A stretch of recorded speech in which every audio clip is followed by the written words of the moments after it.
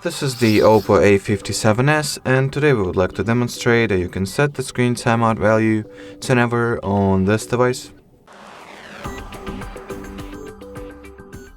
First of all, connect your smartphone to the Wi-Fi, then launch the Play Store, because we will need to use the help of the third-party application for the tasks that I have outlined in the start of this video. So the app name is Caffeine, so type in Caffeine at the search bar and download this particular app.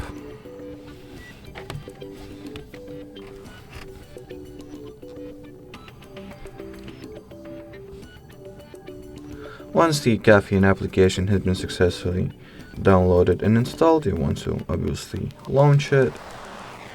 Make sure that the timeout section has the infinite value set like so, and as long as you do not close the app, as long as it stays active in the background, your screen will not automatically turn off. So thank you so much for watching, thank you so much for your attention, and bye bye.